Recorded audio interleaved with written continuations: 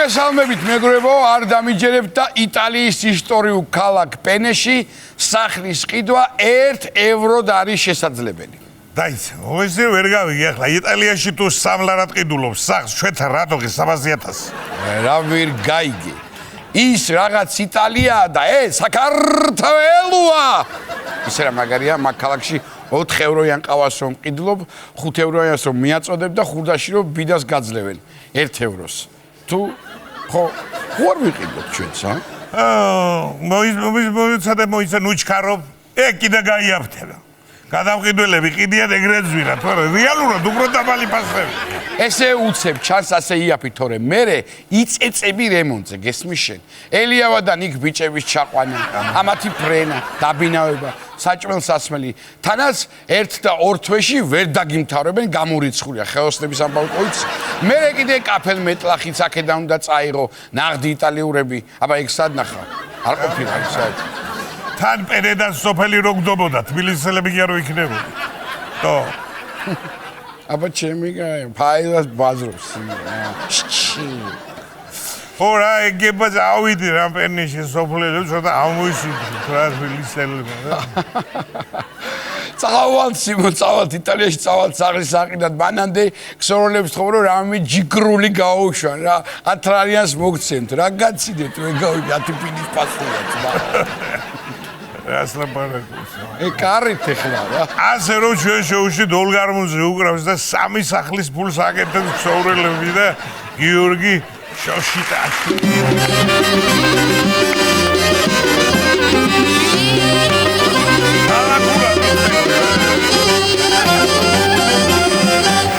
ეს ძირძველი იტალიური სიმღერაა. იტალია აგრძელებს ჩვენს გაოცებას. თურმე მილანში არსებობს კანონი, რომლის მიხედვით მოქალაქე ვალდებულია მომღიმარი სახით იაროს. თორე რა? ჯარიმა. წარმოგიდგენია მილანში ჯარიმა რომ მოგდის. ჩვენ დაჯერებებული ხართ ადმინისტრაციული სამართალდარღვევის გამო. კერძოდ კი პავაროტის და პაულო როსის გვეთაზე დაგაფიქსირეს მოხუშული წვერგი. ასეთი კანონი თუა ცოლთან ერთად მილანში არ უნდა წახვიდე. ჯერ ხო ცოლი გაგწესავს შოპინგზე და სულ დაგიხარჯავს ფულს. მერე რაღა გაგაცნებს და ჯარიმები კიდე დაგეწევა ცალკე გზაში. შენ თუ იცი მილანში რატო გახდა საჭირო ასეთი კანონის მიღება? ვიცი, მილანში პატას და ნიკას შოუ არ აქვთ და დაბღვერილები მოძრაობენ. აბსოლუტურად მართალია. აბა ამსტერდამში სულ არ ჭირდებათ კანონი. ისედაც ყველა გაღებებული დადის. ისე დიმა მასეთი სახით რომ ზიხარ აქ.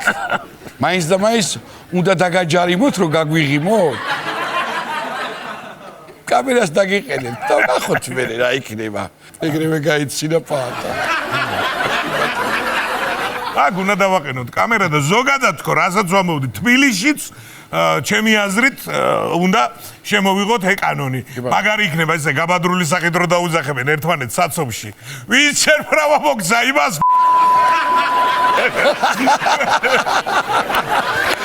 შევით იტალიაში და ახლა იტალიელი ბანკირის შესახებ უნდა გიამბობთ, რომელიც დიდრების ანგარიშებიდან ფულს ურიცხავდა ვის?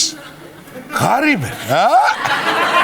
ესე იგი ფაქტიურად არსენა ეს ადამიანი. კი ბატონო. არსენა პეკორანო.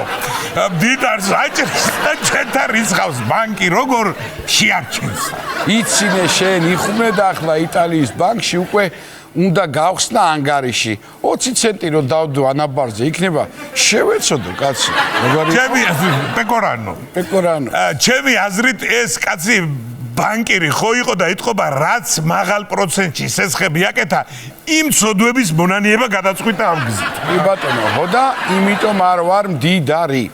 გამოვარდება მე ვიღაცა ბანკიდან და თელ ჩემ ფულს მისცემს ამას. მე რატო? ღარიბი ხარ და რატო? ორი ღარიბი. მასეს ხევასილარი. ვერ გასესხებ. რატო? ოღონდ ღარიბი არ ვარ. ზუნზი ვარ. მაშინ გადავიდეთ საფრანგეთში, კი ბატონო. თურმე ზაფხულობით მაღალი ტემპერატურის გამო ეიფელის კოშკი 15 სანტიმეტრით იზრდება.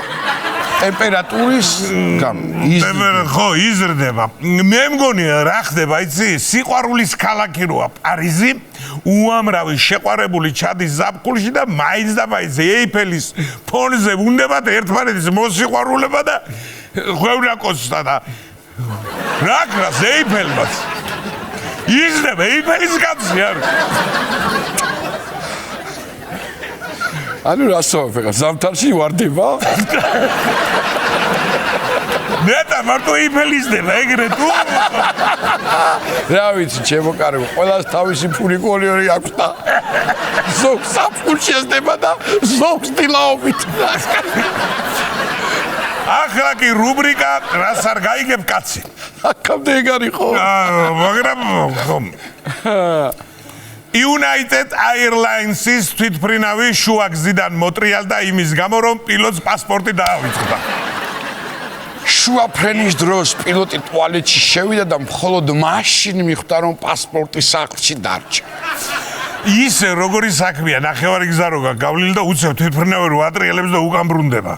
ნამდვილად არ ვისურვებდი იმ გზავრების ადგილზე ყოფნას. საერთაშორისო ჩვენ ერთხელ ვიფრინეთ ასე. კი ბატონო. სად ნახევარი გზიდან არა, მაგრამ 20 წუთი კი არა ნახევარი. სულ 20 წუთი ვიფრინა 30. მოვავრუნეს. მე იმ პილოტის ადგილზე ყოფნას არ ვისურვებდი. რა დღეს დააყარიდნენ ახლა ხო წარმომიდგენია. აწი ძმაო, როცა ჩავჯდები თვითმფრინავში, სანამ გაფრინდება, პილოტს უნდა მიუკაკუნო კარებზე. პასპორტი ხო გაგვიჯო? მანახე. თვითმფრინავში ვარ და ბარემ გადავფრინდეთ იაპონიაში. თურმე იაპონიაში არსებობს საინტერესო ტრადიცია. კომპანიის მენეჯერები თანამშრომლებს კაფეში პატიჟებენ თავისი ხარჯით. ხო და თურმე ჩვენი უფროსიც აპირებს ჩვენს დაპატიჟებას დღეს რესტორანში. არ ვიცოდი. თვითონაც არ იცოდა, ახლა გაიგო აქედან. ხო რა იყო ახლა ვაკო? რო იძახი ამომავალი მზის ტელევიზია ვართო. ამ იაპონური ტრადიციის შესახებ არ ქსვედი არა მე. კარგი დაანებე. რას ლაპარაკობ? კარგი დაანებე თავი ამ იაპონელებს მაგათ რო უყურო, მაგათ ტრადიციაში ხარაკირიც აქვთ. არა, არ გვინდა, არა. გადავიდეთ სხვა თემაზე. მაშინ იაპონიაში ნაყინის კომპანიის თანამშრომლები ბოდიშს უხდიან მომხმარებლებს, რადგან ნაყინის ფასი უმნიშვნელოდ გაზარდეს. ნახოთ ეს ფოტო. ისე შეწუხდნენ კომპანიის თანამშრომლები ნაყინივით დებოდნენ ბოდიშის დროს. აშკარაა. ესენიც მაგრები არიან. რად უნდა ბოდიშის მოხდა? ჩამოასხი 2 ატლეკვით ნაკლები დატოვე ძველი ფასი. ეგაა სულ. ჩვენთან რო შემოიღონ ეს ტრადიცია მაღაზიებში სულ 100 წელში მოხრნები უნდა იდგნენ. აი, ნახე. წარამარა ისე იზრდება ფასები. მართალია ბეზის როვასხა მანქანაში ჩამსხმელს ასე თავზემო დუჯირავში ლაგი. როასხა თვალებს ვერ მიგურებს. ფიქრობ რომ ჩვენთან მაინც ვერ დაამკვიდრდება წელში მოხრის ტრადიცია გამორიცხული, რადგან ბიზნესმენები პროდუქტის გაძვირებით გაიმართნენ წელში და რატო მოიხრევიან ახლა? და ბოლოს ერთი ძალიან უცნაური კანონის შესახებ უნდა გითხრათ. ალიასკაზე ბარში სიმთვრალე იკრძალება. არ მოგესმათ, ბარში იკრძალება სიმთვრალე. სწორია მე. აბა როგორ შეიძლება ბარში დათრობა? მაგისთვის არსებობს ქუჩა, ავტობუსი, მეტრო, საავადმყოფო ბოლოს და ბოლოს, სკოლა. სიმთვრალე თუ იკრძალება, ესე იგი არც ცეკვა იქნება და არც სიმღერა და დაარქვი ბარე ბიბლიოთეკა. ასაკო ბარს. არა და ალიასკაზე სხვა რა უნდა აკეთო, თუ არ დალიე, რა ვიცი. ოქროს დაეძებდი, მაგრამ აღარ დატოვეს და რა უნდა აკეთო და უნდა გაისეირნო ეიფელის კოშკთან. მოწაკაცო, ეიფელის კოშკი ალიასკაზეც არის? არის უბრალოდ ისეციო პატარავდება და არჩა. დალევის გარეშე მაინც რთულია მან. წარმოიდგინე, კაი პინგვინის ოსტს რომ შეჭამ, სელაპის ჩაქაფუს დააყოლებ და ვეშაპის ტოლმას გადაიხვევ. რა აზრი აქვს ეგეთ ცხოვრებას თუ არ მიაყოლეს ასმელი? მაგარი იქნება ალიასკაზე ბარში რო შედიხარ, რო დაუზახებ, როგორც ყოველთვის. და ბარმენი რო ასე გამოგისტრიელებს ლიმონადს. მართლა უცნაურია ბარში დალევის აკრძალვას ხო? იგივეა დაახლოებით ამ სტუდიაში რო სიცილი აკრძალო. ან ქსოვრელებს დაკვრა აუკრძალო. ხო და სანამ დაშვებულია, დაუქარით ბიჭებო. ჩვენ შოუში დოლგარმოზე უკრავს და ქეების განწყობაზე გვაყენებს ქსოვრელები და გიორგი შოშიტაშვილი.